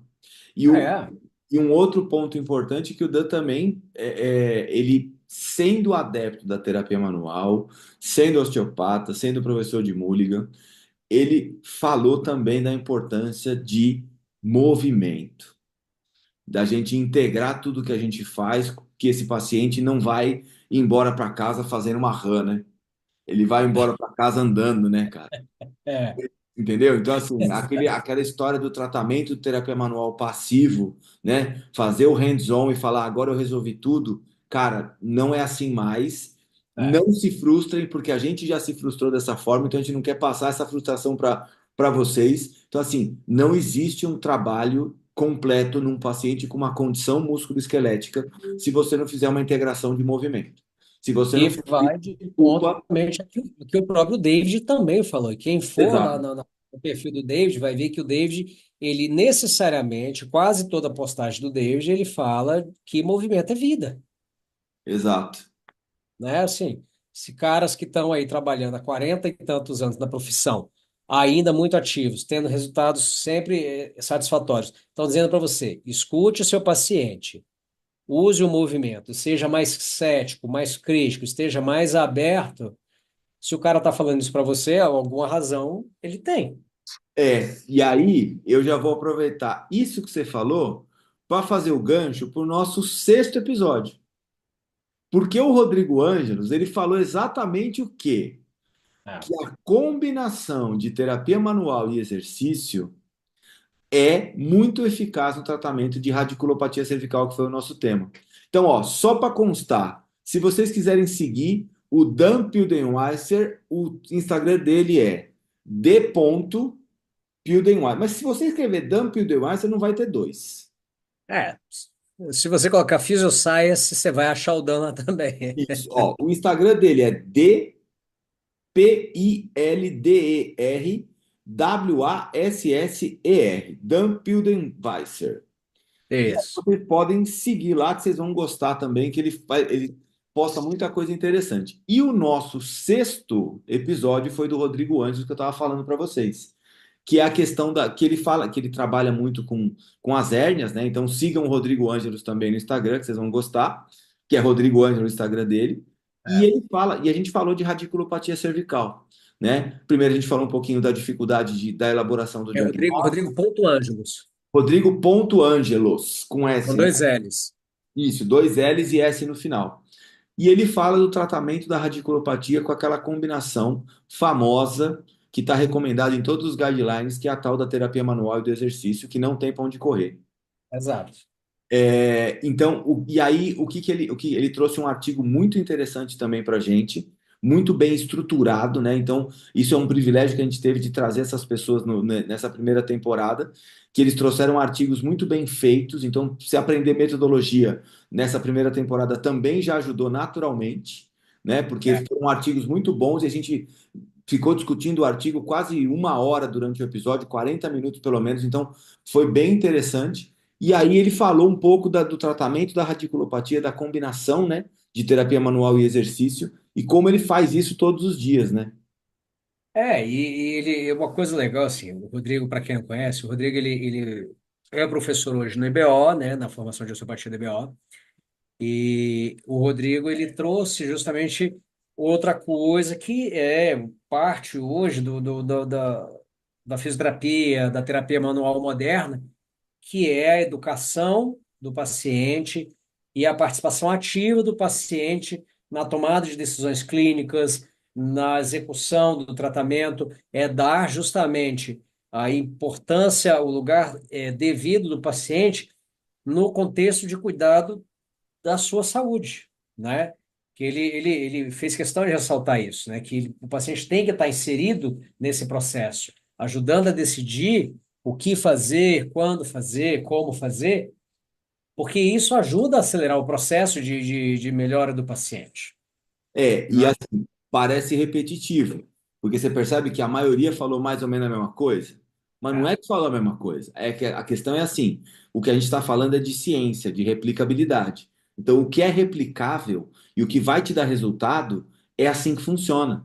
Então, assim, a gente não está falando, a combinação de terapia manual e exercício resolve bastante. E aí, o Rodrigo também tem aquele negócio que ele fala assim, quando a gente vai aprender osteopatia, tem uma neura da questão da anatomia. Não, é, aprender anatomia que nem um cirurgião. E às vezes, ao invés de saber anatomia que nem um cirurgião, você precisa entender muito mais de padrão de sintoma do que de anatomia como um cirurgião, especialmente num caso de radiculopatia, por exemplo, que nem a gente comentou. sim, Então, em vez de sim. você detalhar exatamente, anatomicamente, o que está acontecendo com esse paciente, tenta fazer uma relação de sinais e sintomas para ver quanto que isso corresponde exatamente aos sintomas que aquele paciente está referindo, de uma raiz específica, de um nervo específico, de um ponto de compressão específico que está gerando uma radiculopatia. Então é aquela história. O Steele falava anatomia, anatomia, anatomia. A gente valoriza isso, mas em Mas algumas condições a gente precisa fazer uma adequação e trazer para o nosso mundo real que, no caso de uma radiculopatia cervical, às vezes os sinais e sintomas são mais importantes do que saber anatomia como um cirurgião, né? até porque ninguém é igual, anatomicamente falando, no nível estrutural, ninguém tem o mesmo nível de sensibilidade, ninguém tem a mesma percepção de dor, ninguém tem o mesmo estilo de vida, né? O que a gente está falando é de uma coisa que se chama possibilismo anatômico. Você usar a anatomia como base para explicar tudo o que acontece, desculpa, você Já está sendo deu. ingênuo. Você está sendo ingênuo, né? A gente, se der certo, a gente está tentando trazer o Rodrigo Hidalgo, que é o cara que escreveu um artigo sobre possibilismo anatômico, né? E se der certo também, a gente vai trazer o Pierre para falar das mitologias osteopáticas, né? Mas essa coisa o ponto que o Rodrigo quis pegar é o seguinte: você precisa conhecer anatomia, você precisa, óbvio, precisa saber de fisiologia, de fisiopatologia, mas você tem que respeitar o paciente. Sim. Porque você vai mobilizar um paciente de uma forma, ele vai ter um resultado positivo, e o outro paciente, se você mobilizar da mesma forma, ele pode piorar. Exato. Assim como a prescrição do exercício também não é igual. Sim. E tem Isso é a dose, sua né? adaptabilidade. É a A sua gente fala muito adaptabilidade ao que acontece. isso, de dose de terapia manual, né? Então, assim, vamos mobilizar, vamos manipular, mas quanto? É. Né? A gente tem uma carência de estudos de dose, né, de dosagem É verdade. de terapia na nossa área, né? Porque vamos combinar, né? É muito complicado fazer um estudo sobre dosagem, né? De quanto de terapia manual você vai entregar. Você Cara, sabe qual seria um estudo que eu vejo que assim, não sei como vai medir, mas qual a quantidade de impulso de uma manobra? Qual que o é o problema ideal? como é que a gente mede isso? Entendeu? Então, assim, Qual é a força? Qual é a é amplitude? uma variável que com certeza interfere, ou não, ou pelo efeito neurofisiológico, mas sem medir a gente não sabe. É, Entendeu? Quanto de impulso se coloca numa manobra para ela ter um efeito X, um efeito tal e um efeito tal? Não tem. é. A gente tem um problema que é o problema do interexaminador, né? Porque assim, eu vou dar um impulso de um jeito, você vai dar de outro. Mais que a gente aprenda com a mesma pessoa e treine com a mesma pessoa juntinho, eu vou dar um impulso, você vai dar outro. Sim.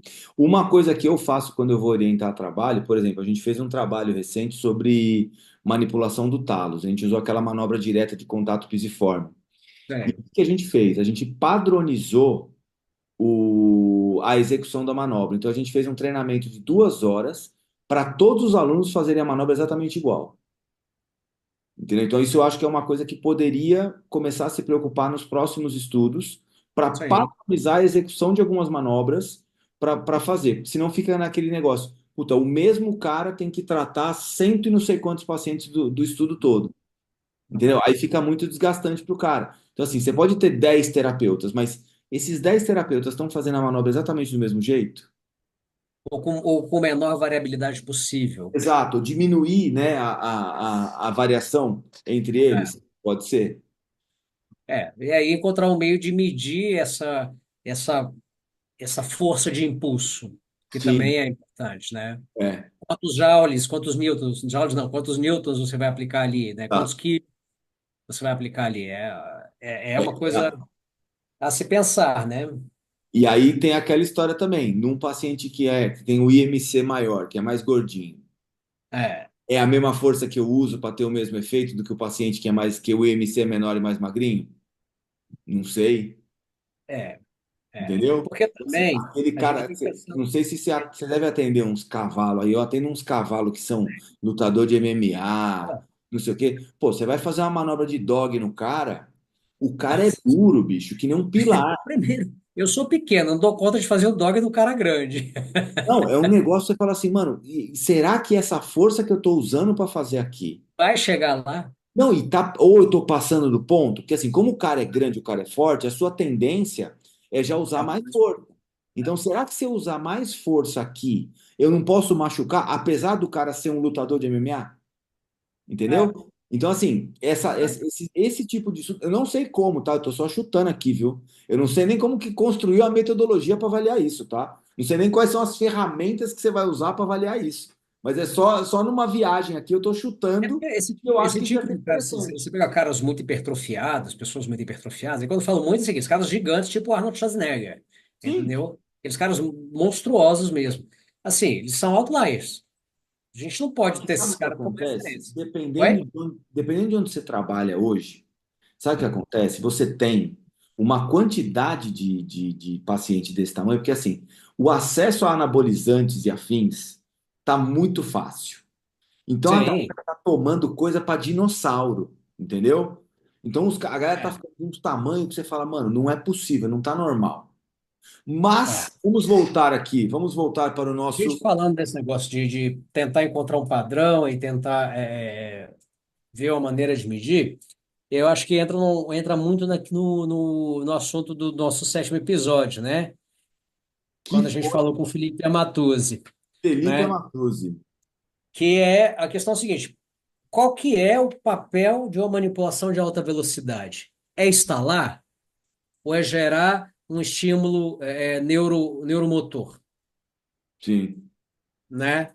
Onde é que, qual que é o papel? O que que ele está fazendo de fato, né? Qual é a via de funcionamento daquela ação? Tem uma coisa que eu acho que você aprendeu, eu aprendi e o Felipe também aprendeu. Quem quiser seguir é Felipe Amatuzzi com Felipe com dois L's, Amatuzzi com dois Z's, lá no Isso. Instagram, tá? Sigam lá que vale a pena. Então é assim, ó, você aprendeu isso. Ah, você manipula a torácica, tem um efeito no estômago. É, Ah, você manipula a lombar, tem um efeito no intestino. Ah, você manipula o sacro, tem um efeito no útero.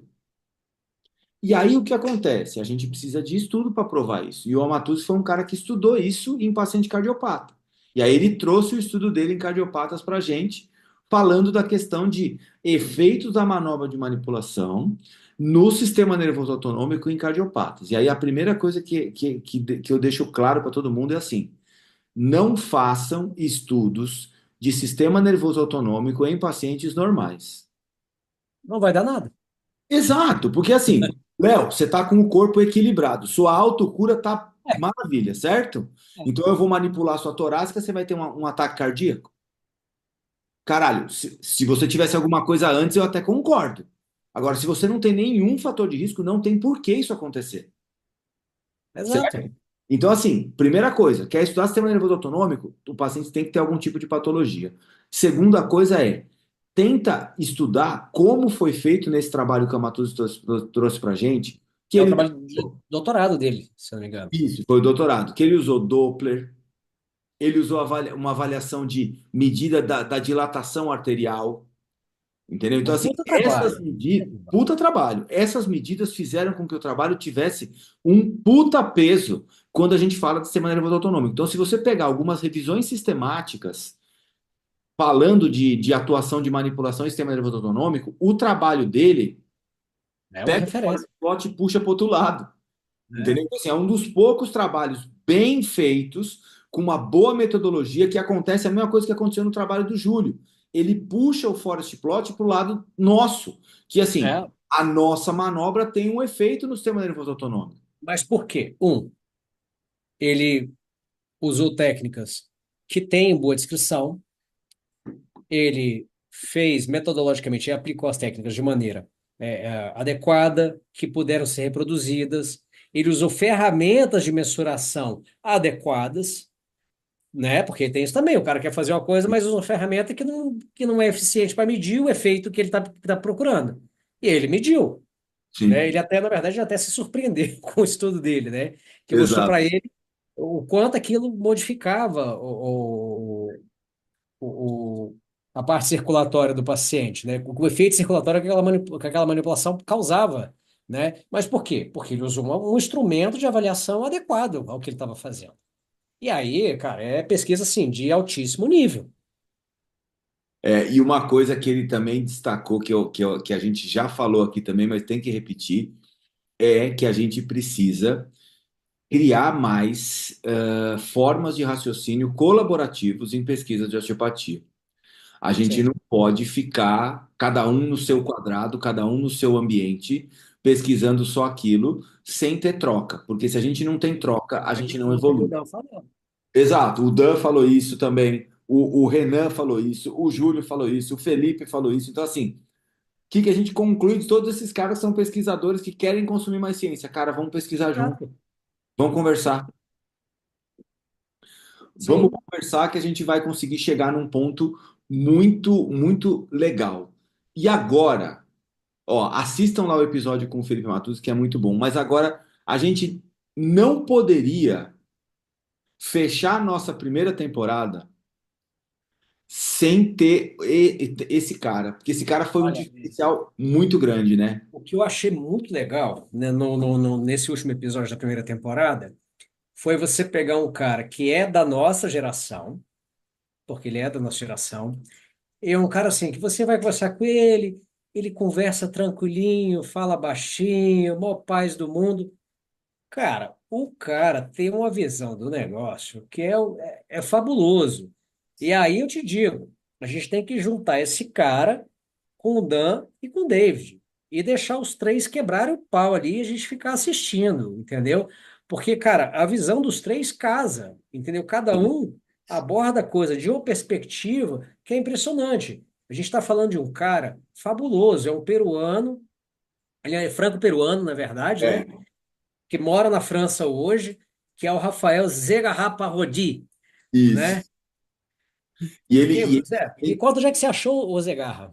cara, foi assim, eu o conheci porque quando eu fui para Kirksville, eu encontrei um trabalho dele lá, porque eu pesquiso palpação, e ele fez um trabalho com uma luva onde ele fazia avaliação do crânio e ele via quanto de pressão as pessoas colocavam na mão com essa luva, né? A luva media a pressão na mão na avaliação do crânio. E aí o que que aconteceu?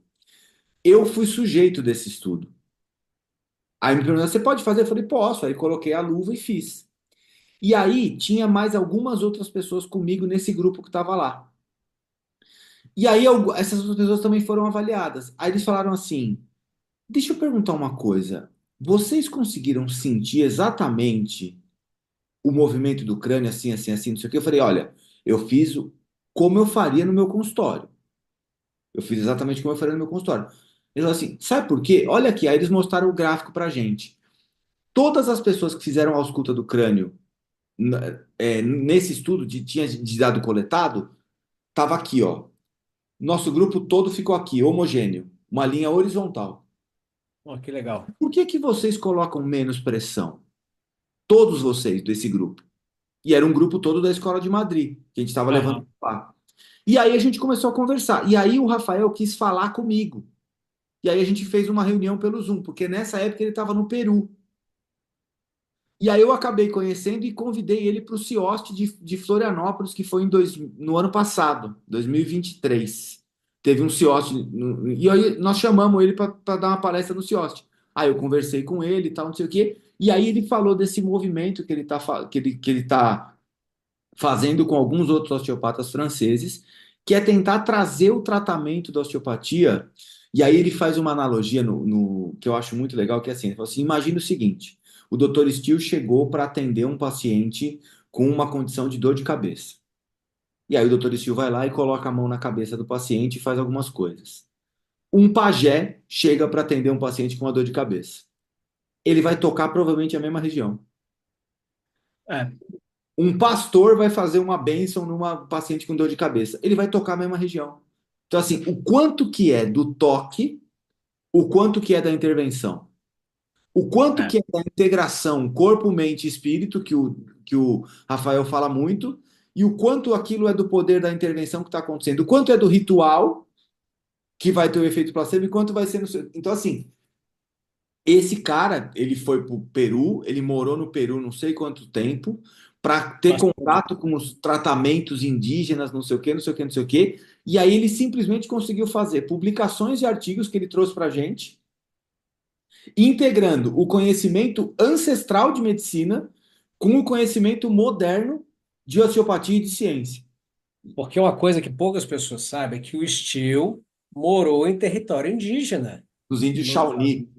É, então ele tinha contato com os rituais indígenas, ele tratava os indígenas, né? Então ele também absorveu parte dessa cultura, desse contexto indígena, né? E é claro, isso acabou fazendo parte também da osteopatia, coisa que pouquíssima gente sabe. E, Sim, e não é ensinado regularmente também exato. dentro do contexto histórico da osteopatia, né? E é um outro ponto que a gente fala muito, por isso que a gente vai tentar trazer o Lermite, que é o cara que fala da filosofia. E a gente vai Fala. tentar trazer também o Jason Hecton, que é o cara que fala de história. Eu acho que se a gente conseguir colocar o Rafael com o Pierre-Luc Lermite com o Haxton para falar sobre história, sobre mitologias, eu acho que vai ser, cara, vai ser uma puta aula histórica e de revisão filosófica. É, e é Legal. uma coisa que as escolas normalmente não se preocupam tanto em ensinar, e eu acredito que seja um ponto importante. Eu também Eu acho acho. que, assim, aquela primeira coisa, de onde viemos? É. Entendeu? Então, assim, qual que é o contexto histórico das coisas? E eu já fiz isso, eu já fiz esse exercício, e o Rafael fala isso muito bem no podcast, que é assim, cara, a osteopatia surgiu no meio do Velho Oeste americano, tá? Ah, Naquela corrida que todo mundo roubava todo mundo, que era na pistola que resolvia as coisas, não sei o quê, não sei o quê, não sei o quê. Nesse meio tempo, na cidade de Kirksville, tinha um cara que estava tratando as pessoas. Todo mundo estava preocupado na corrida do ouro, de não sei o quê, de não sei o quê. E tinha um cara que estava falando assim: não, eu vou cuidar de vocês. Vocês estão doentes, eu vou te ajudar. E aí você fala assim, porra, mas o que que esse cara tinha na cabeça para estar pensando diferente dos outros? Não sei. Esse cara é o Dr. Steele, tá? Então você pega no contexto histórico americano, é. ele já era fora da curva. Não, e tem um videozinho do Steel fazendo demonstrações de tratamento na varanda da casa dele, lá, que até o Jackson Nese estava mostrando outro dia no Instagram dele. Aliás, grande abraço, Jackson, parabéns pelo doutorado. E Verdade, ele fantástico. escolheu agora, né? Ele ali demonstrando um tratamento. O cara de terno, o paciente de terno, ele Exato. tá atendendo. Mas era o que a gente estava discutindo anteriormente, daquela história. Era um contexto que, assim, ou você morria do tratamento ou você morria da doença. E o Sim. cara chegou para mostrar, para apresentar uma forma diferente de tratar, né? E o tratamento dele, nessa época, se assemelhava demais a contato, a alimentação, a sono, a acolhimento, entendeu? Então, assim, tudo que aquilo que o David Coulter falou, que ele faz com o paciente hoje, o Steele fazia com o paciente lá atrás. Aí é aquela brincadeira que a gente faz, né? Será que o Steele já falava de modelo biopsicossocial? Será que ele era gênio nesse nível? Você sabe qual é o lance? Ontem eu estava conversando, olha que interessante, né? Conversando com um paciente, um médico psiquiatra que mora em Juí. E eu falando para ele, olha, o senhor precisa se movimentar mais, o senhor precisa cuidar mais dessa parte contextual da sua vida, dos fatores ambientais, porque o senhor passa muito tempo sentado trabalhando, tem a questão do estresse e tal, não basta o senhor fazer exercício, mas a outra parte da vida também não está certa e tal, tal, tal. Aí ele parou e falou assim, você sabe que você me fala essas coisas, e eu me lembro que antes de eu ser psiquiatra, eu falava isso para todos os meus pacientes, e é uma coisa tão antiga. Eu falei, pois é, a gente está reinventando a roda. Exato, é isso. A gente está Estamos reinventando a tentando, roda, né? né? E Tentamos correr. o Rafael, ele chama atenção para esse afastamento da ideia do equilíbrio de corpo, mente e espírito que o Steele falava, que vários outros cientistas falavam, o próprio Claude Bernard, que é, para quem não conhece, que não é possível, é o pai da endocrinologia, né? Ele falava dessa questão do equilíbrio, resgatar, que fazer essa prática centrada no paciente, que é a frase bonita do momento, a minha prática é centrada no E, paciente. Você sabe o que que é isso? É você entender o contexto no qual o seu paciente vive. É você adequar a ciência e a sua experiência clínica ao contexto do paciente. O que você tem para oferecer para o paciente que cabe no contexto dele, que ele consegue fazer, que ele consegue mudar, que seja benéfico para ele. E isso passa por respeitar aonde o paciente nasceu, a cultura na qual ele foi criado, como ele enxerga o mundo, a expectativa dele em relação ao mundo, à doença, à cura, isso tudo tem que ser levado em conta, né? E eu achei muito legal esse episódio do Rafael, ele trazer uma coisa que é a gente se reconectar com essa humanidade da profissão que está se perdendo pelo tecnicismo. e o mais importante é fazer todo esse movimento que você está falando sem perder a ciência e a evolução da ciência em tudo isso. Então, assim, é É, juntar todo esse conhecimento. Por isso que eu falo, tem muito que falar de história, de onde nós viemos. E aí a gente junta todo esse conhecimento histórico, filosófico, esse embasamento, com o que a gente tem de prática baseada em evidência hoje. E aí o que que a gente oferece para o paciente? Um tratamento de verdade, que eu vou respeitar esse paciente, eu vou entender esse paciente e eu vou propor uma solução e construir uma solução para a saúde dele que nem você fez com o seu paciente. Ó, vamos entender o seguinte? você não está dormindo legal, você não está fazendo exercício, você não está não sei o quê. Não vai ser os estalinhos que vai te resolver. Deu para entender? É isso, Exato. né? Exato. É uma coisa que o Rafael enfatiza muito, né? Todo episódio, se quem assistiu o episódio do Rafael quiser voltar e observar, o Rafael, ele, o tempo todo, ele volta numa expressão que é a flexibilidade epistemológica, né? Porque, assim, a epistemologia é o estudo do conhecimento, né? É a base para você entender como o conhecimento é formado, como a gente busca as verdades dentro do ensino, dentro do conhecimento. Então, o que ele quer dizer com flexibilidade epistemológica? É você pegar o seu conhecimento, seja ele científico, seja ele intuitivo, seja ele baseado em crenças, é você ter essa adaptabilidade de encaixar esses conhecimentos dentro da necessidade do paciente. Quando é que você... Porque, assim, a gente fala muito de placebo, e o placebo ele tem que fazer parte do tratamento. Sabe, você não pode, é uma ilusão você achar que você vai excluir placebo do tratamento do seu paciente, É muito. entendeu? Porque o placebo ele faz parte do contexto terapêutico e você tem que levar em conta a presença do placebo no seu contexto terapêutico, tá? Então a flexibilidade epistemológica que o Rafael passa é justamente isso, é você saber pegar o que é verdade científica, o que está ali provado até então, porque a ciência é mutável, ela é dinâmica. Hoje que a gente diz que funciona bem, amanhã a gente pode perceber que não era tão bom assim, e encaixar isso naquele contexto em que a crença, a cultura do paciente vão contribuir para o tratamento, que é o fator contextual que contribui para a evolução do paciente. Isso é a flexibilidade epistemológica, você adequar o seu conhecimento à necessidade, à realidade do paciente, né? É uma coisa assim, é o conhecimento, é, é, é a chave da prática que o Rafael passa, né? E de juntar, né? É muito juntar e valorizar o antigo e o moderno, sem esquecer nenhum dos dois. Quem Dá, quiser seguir o Rafael no Instagram, é bms.formation. é, é verdade. É esse mesmo. Esse é o Instagram que vale a pena. É da escola dele, né? Porque ele tem uma escola de Da escola osteopatia. dele. Para ele é o desafio, né, que a gente tem, que é integrar, é a Tá. osteopatia, integrar essa questão científica com a sua característica holística e, e esse contexto do paciente, né? Ó, vamos fazer o seguinte, Léo, vamos fazer aquele desafio.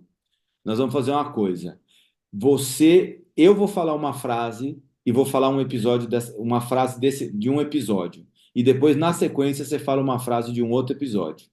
Para a gente poder fechar esse nosso nono episódio nossa primeira temporada. Então, nós vamos fazer assim, ó.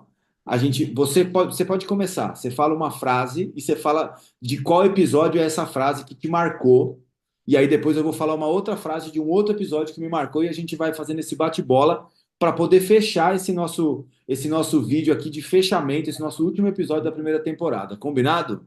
Eu acho que, combinado, eu acho que fica aqui. Eu vou começar com o seguinte: para mim, uma frase excepcional que ficou é assim: não basta ter empatia, você precisa ter compaixão.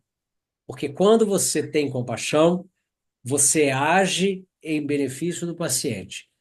É do episódio 1 do David Putter. Essa foi pesada mesmo, né? Tem uma coisa que a gente comentou isso em alguns episódios, por incrível que pareça. A gente comentou isso no episódio do Rodrigo Ângelos, do Samuel e do Renan, que é assim: nós somos profissionais de saúde e a gente precisa cuidar das pessoas. E para nós conseguirmos cuidar das pessoas, nós também precisamos ter a nossa saúde. Então, todos nós trabalhamos pra caramba, temos família, temos atividades extras, temos tudo isso, mas a gente precisa colocar um tempo no nosso dia a dia para fazer exercício como um Assim, pilar fundamental da saúde que a gente fala para os nossos pacientes. Então, assim, mesmo com todos os nossos compromissos, a gente precisa incorporar a atividade física de uma forma regular no nosso dia a dia, que nem a gente já faz, para poder ter a manutenção da nossa saúde. A gente falou isso com o Renan, falou isso com o Samuel e falou isso com o Rodrigo Ângelos. Então, assim, né? se liguem nisso, por favor. Uma outra coisa assim, que também acho que é muito legal, que fica dessa primeira temporada é que, assim, cada vez mais a gente tem que estabelecer uma comunicação ativa. A gente precisa estar aberto e atento e deixar o paciente falar. Como dizia o William Osler, escuta o paciente, porque ele está te contando o diagnóstico, né?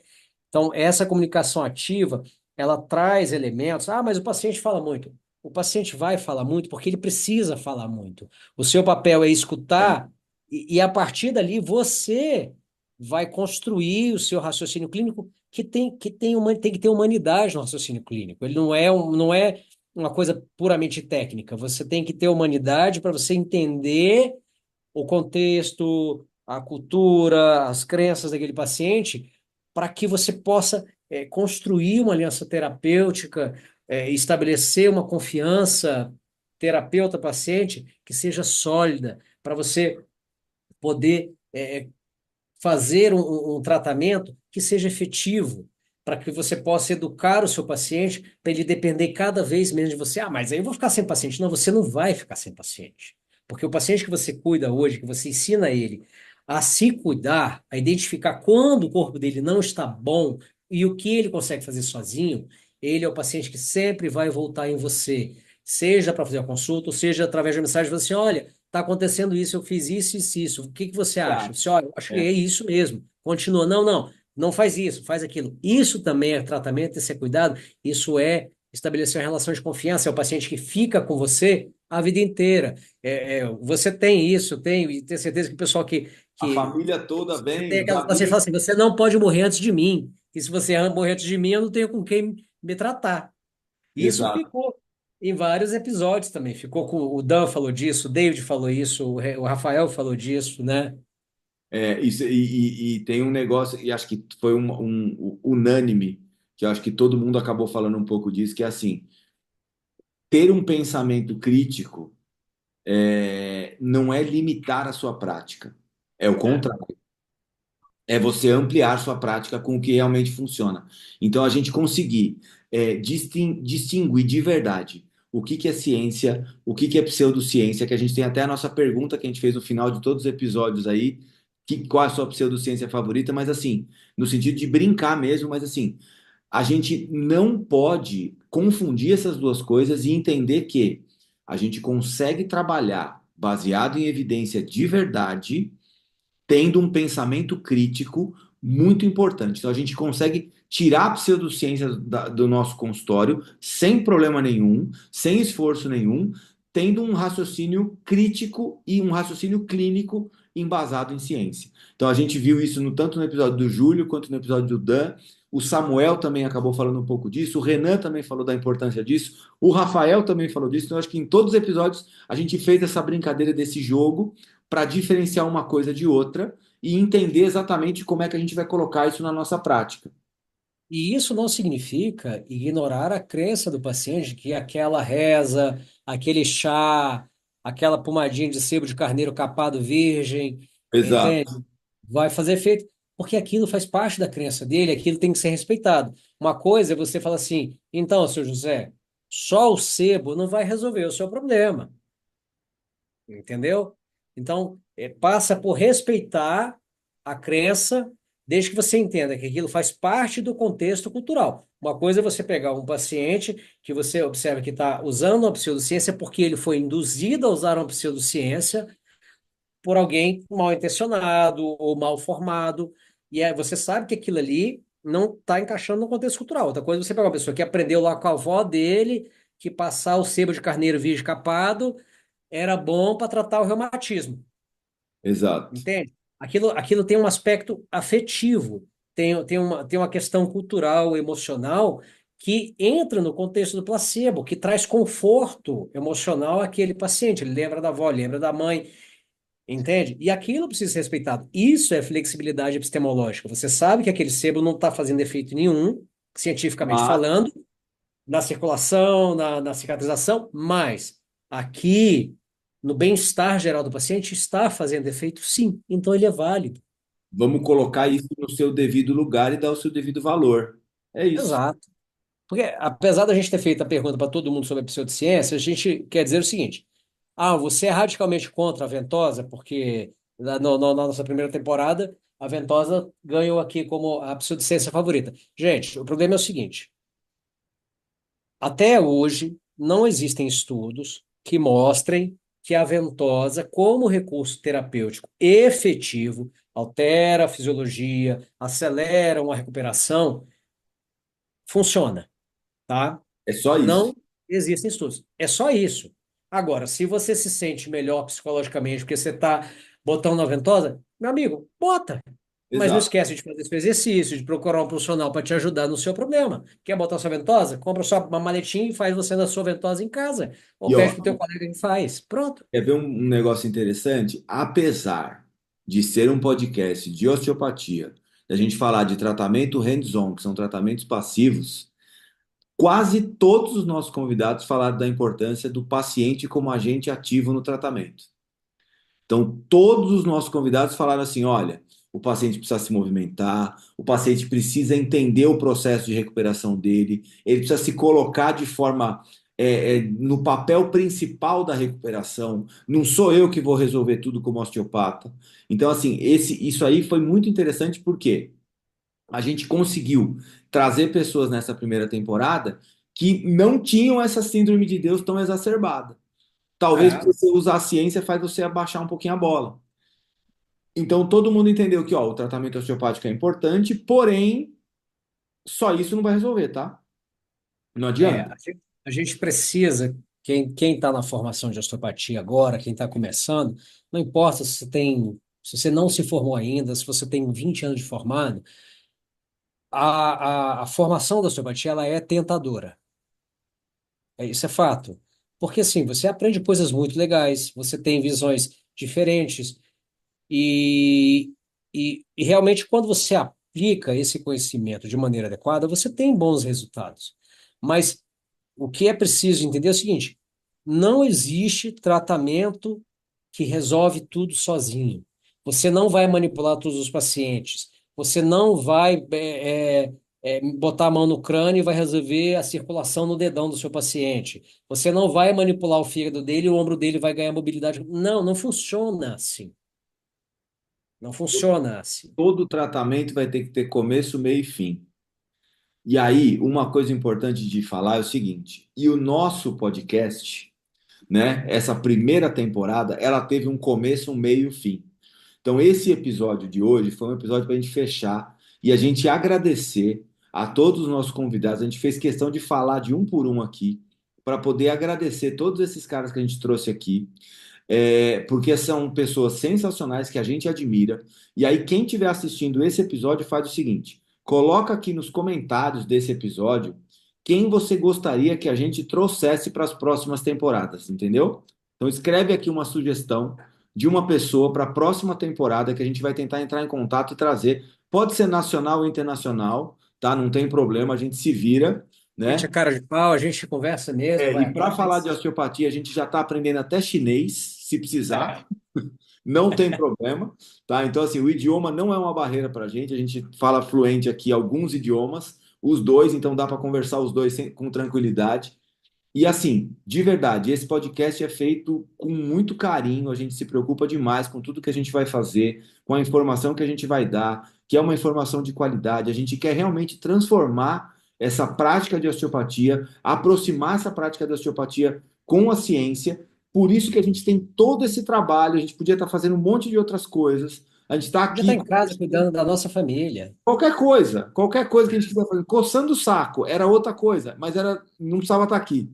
E a gente está fazendo isso exatamente porque, assim, a gente se sente nesse papel porque é para transformar essa prática de osteopatia e aproximá-la da ciência. Léo, É. me fala o que você achou dessa primeira temporada. Conta aí. Eu acho, cara, que foi uma temporada de estreia fabulosa, fabulosa. Quem não assistiu, começa lá, vai assistir, assiste com calma. Você não precisa assistir tudo de uma vez, porque são episódios longos, a gente sabe que é complicado. Assiste um pouquinho, faz minissérie, assiste um pouquinho de cada vez, tá? Presta atenção no que os caras estão falando. Sim, tem um bom pedaço que a gente fala um monte de merda mesmo, que é só para distrair. Mas É quando isso. o pessoal começar a falar sério, sim, presta atenção, porque eu aprendi muito. Você não aprendeu muito? Sabe uma coisa que eu falo? A gente é bom de falar merda e falar sério. Então presta É, atenção nas duas. Uma você vai rir e a outra você vai aprender. é. Então, assim, para mim foi excepcional. A gente tem que agradecer David Putter, Renan Pivetta, Samuel Ludovic, Júlio Zago, Felipe, Dan Pio Devasser, Rodrigo Ângelos, Felipe Amatuzzi e Rafael Zegarra, que disponibilizaram o seu tempo, vieram aqui, bateram papo com a gente e trouxeram um pouco da experiência, da visão, da crítica deles. Eu acho que construir uma profissão valorizada começa por todo mundo entender que a gente não anda sozinho, a gente anda junto e para andar junto a gente precisa confiar na ciência e usar a ciência de maneira responsável e com qualidade, né? Para mim foi assim, não dá para dizer assim, qual é o melhor episódio? Não tem, não é, tem. eu acho que assim, é uma coisa que eu acho que eu falei em quase todos os episódios, que assim, a gente é privilegiado demais. Porque a gente conhece essas pessoas e a gente traz para conversar essas pessoas e a gente tenta fazer um bate-papo tranquilo, relaxado e profundo com essa galera. Então, eu espero que vocês que tenham assistido ou que não tenham assistido, mas assistam e aproveitem tanto quanto a gente aproveitou. Se você conseguir aproveitar o quanto eu aproveitei, eu acho que você aproveitou demais. Ó, e fiquem atentos, que vem aí a segunda temporada, tá? Vou contar para vocês. Segunda temporada, quem está aqui no nosso podcast? Larissa Bragança, fisioterapeuta excepcional lá de Belo Horizonte. Doutor Leonardo Schneider, osteopata lá de Floripa. Grande Killer Moreira, o monstro do jiu-jitsu. Rodrigo Casemiro, Rodrigo Andrade, doutora Marcela Zapira, que sabe tudo de dor.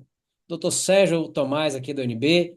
E a grande Érica Pilates, a Érica Batista, que trabalha com o seu Pilates lá, doutora da coluna também.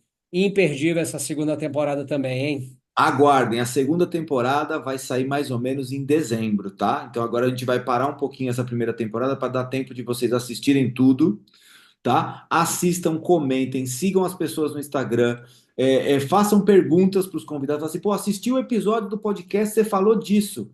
Qual que é o artigo, não sei o quê? Pode fazer pergunta, porque assim, todas as pessoas são extremamente acessíveis, tá? Então aproveitem, sigam as pessoas e aproveitem tudo isso, porque assim, é muito conhecimento que está aí de graça para vocês poderem aproveitar. Léo, queria te agradecer demais essa primeira temporada e ter comprado essa ideia, né? Que nós nos compramos essa ideia juntos, né? Então eu comprei sua ideia, você comprou a minha e a gente produziu esse nosso primeiro filho, que é a nossa primeira temporada, e espero que as pessoas gostem tanto quanto a gente gostou de fazer. Ah, foi maravilhoso, cara. Assim, é muito bom quando a gente encontra pessoas que compartilham de ideias e objetivos iguais aos nossos, e a gente consegue construir junto uma coisa legal, uma coisa bacana, que é esse podcast. Assim, para a gente é uma diversão fazer isso aqui. Assim, é uma diversão. A gente se diverte muito, a gente aprende muito, porque pra gente, a gente é apaixonado pelo que faz, a gente estuda pra cacete, mas o mais importante, a gente se diverte. Há 24 anos eu me divirto com a minha profissão. Foi sempre alegria? Não, pelo contrário. A maior parte do tempo foi ralação, foi sofrimento, mas eu me divirto fazendo o que eu faço. E vou dar mais um spoiler, hein? Nós já estamos gravando a terceira temporada. Fiquem atentos. Fiquem atentos. Valeu, valeu, Grande valeu! abraço. Ó.